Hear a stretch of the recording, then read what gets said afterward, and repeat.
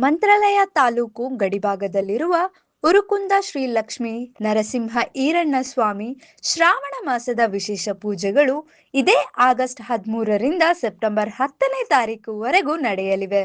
ಶ್ರಾವಣ ಮಾಸದ ಉತ್ಸವ ಪಲ್ಲಕ್ಕಿ ಕೆಲವು ಗ್ರಾಮಗಳ ಮುಖಾಂತರ ತುಂಗಭದ್ರಾ ನದಿಗೆ ಹೋಗಿ ಸ್ನಾನ ಆಚರಿಸಿ ಮರಳಿ ಬೆಳಿಗ್ಗೆ 8 ಗಂಟೆಗೆ ತುಂಗಭದ್ರಾ ನದಿಯಿಂದ ಉರುಕುಂದ ಶ್ರೀ ಲಕ್ಷ್ಮೀ ನರಸಿಂಹ ಈರಣ್ಣ ಸ್ವಾಮಿ ದೇವಸ್ಥಾನಕ್ಕೆ ಬರುತ್ತದೆ.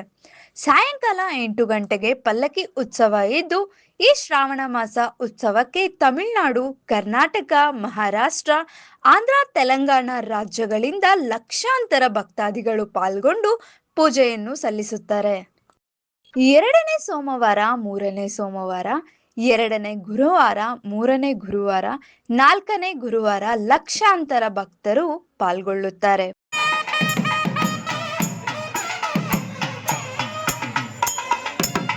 ವರದಿ ಸಿದ್ದು, ರಾಯಚೂರು.